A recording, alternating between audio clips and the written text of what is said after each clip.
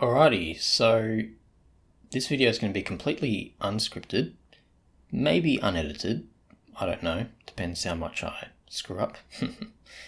But I'm going to try and keep this as raw as possible because I want to introduce a topic I've been thinking about that I want to make scripted videos about. But I haven't completed any of the scripts yet because every time I do a bit of research on the matter, I just keep on coming across more and more stuff. And it gets to the point where I'm thinking, well, I could do like an hour-long video on it, but that would be a bit much. So I thought I'm going to sort of divide it up into a few bits and only talk about the stuff that is most interesting because, I don't know, I think that would be more interesting. So, yeah, this topic's huge, and unfortunately, professionals, when they sort of address it, and when I say sort of address it, I mean sort of. That's not a colloquial, what's the term for a word you say but has no meaning, like a filler word.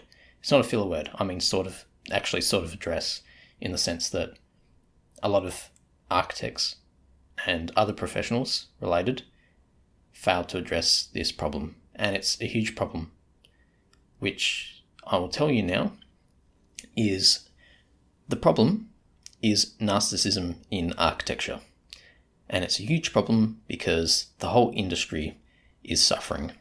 I don't know how much they're suffering because substantial research has not been done on the matter, which is really annoying because a lot of clients complain that architects are narcissistic or something along those lines. For example, a lot of clients complain that their architect is arrogant, or that they think that their ideas or their opinions are not just ideas or opinions, but are actually fact. And a lot of architects treat opinions as if they're objective facts rather than subjective opinion, which is not good because if an architect has an opinion about your idea for your project and they don't like it, then, and this is where most of the complaints come from, is when this interaction happens, which is when the architect goes, your idea is wrong, actually the whole second floor of your house needs to be a strip club that has a pole and a bar because that will get me an award. So yeah. And that example I just gave you was not made up, which really sucks. A friend of mine who had a young family went to an architect and that very thing happened. And they ended up with a house designed by them that had a pole and bar on the second floor of their house instead of a master bedroom and a study.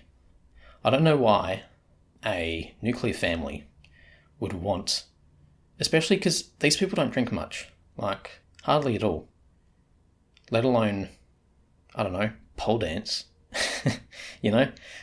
But that's the thing, the architect for this particular client, they wanted these extravagant things in this house because it was going to win them an award, which the clients really didn't like. In fact, they didn't like it so much, they got rid of that architect and found a construction company that was going to make them a house that was a cookie cutter, copy and paste sort of house that was designed by one person and gets rebuilt like 1,000 times in the same suburb.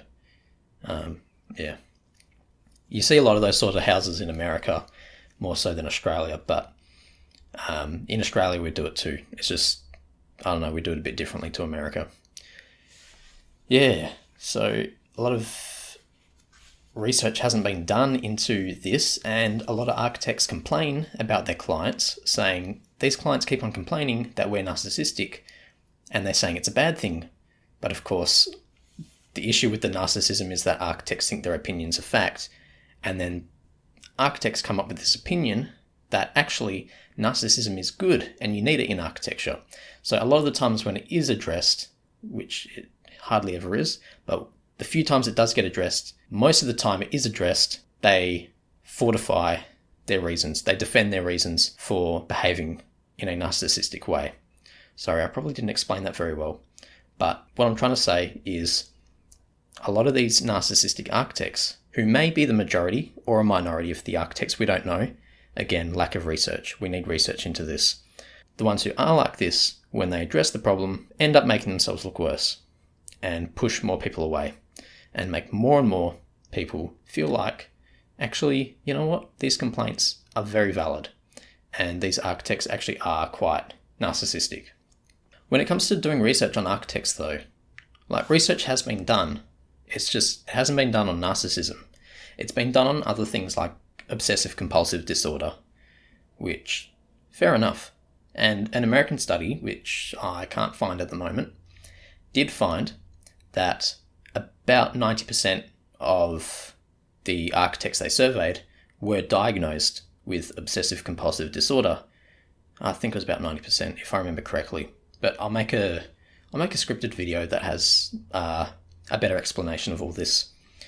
Like I said before, this video is going to be about introducing the topic of narcissism in architecture. So every idea I talk about here, I'm going to make like a 10-minute video explaining it a bit better.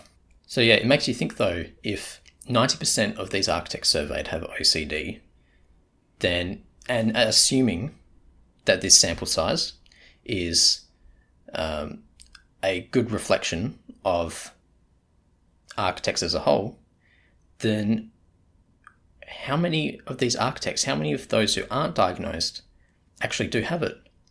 And what if this is the same with narcissism? What if, 90% of architects are narcissistic? We need to know this because a lot of clients keep on leaving architects and they go to building designers and they go to construction companies instead.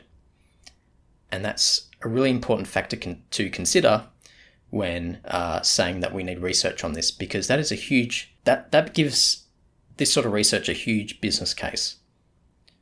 If an entire profession is destroying itself because of the professional's behavior, then don't you think there should be at least research into this? Because these professionals keep on defending their behavior, and then when they start losing clients, they get confused and they don't get what's going on, and yeah. They don't have good insight into their behavior and how it affects their clients. And a lot of architects these days are complaining that they're losing clients.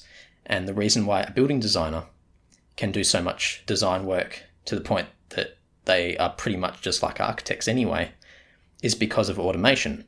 Automation has allowed for that to happen, and if automation continues, architects, the only thing they could do right is have a good relationship with their customer.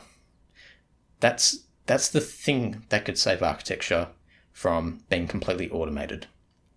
But unfortunately, it's kind of like the antithesis to architects at this point. A lot of architects, like I've said a bajillion times now, are unfortunately narcissistic. And we don't know if it's the majority or a minority, but we know that there's enough of them to have given them a stereotype. And we know that it's still prevalent, and we know that it's still having an impact because we know that architects are complaining about losing clients all the time and struggling to get clients and keep them. So that's important. Strong business case for it. A lot of different things need addressing. Nobody's really addressed it properly, and when they do a terrible job of it. And I'll make a video about that as well. Anyway, thank you for listening to me rant about this for 10 minutes. I hope this was actually like a good introduction into the topic, the broader topic that I'll hopefully make a few videos about straight after this one. So anyway, keep your eye out for that, and I hope you have a good day. Thank you.